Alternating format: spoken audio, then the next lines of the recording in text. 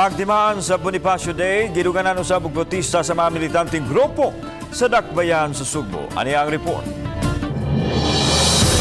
So naamay katungod to do this.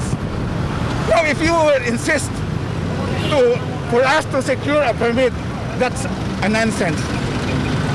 Basta mawar sir. Even if we say just one speaker, we will do our mga set about ni sir, mawar gisugo sa mga. Well, no permit, no rally, no. Kini ang tinubagay sa leader sa mga rallyista o sa pulis ato sa pagsugod sa ilang lihok protesta. Alas 10 ganang buntag ipahigayon ang rally protesta sa uptown area sa Dakbayan sa Sugbo.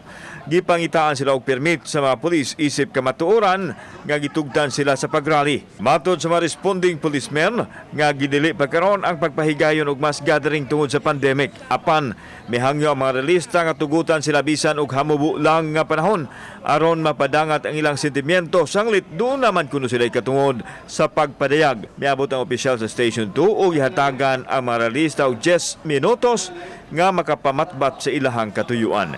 Dinhi gipabuhagay ang ilahang mga sentimiento sa isyu sa panarbaho, anti-terrorism bill ug uban pa. Dapat agaan og ayuda ang mga trabahante, mga mamumuo nga nawad-an og trabaho karon, katong gi-terminate, katong gi-retrench, katong na layoff.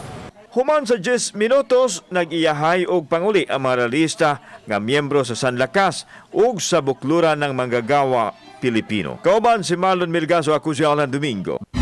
Balitang Bisdak.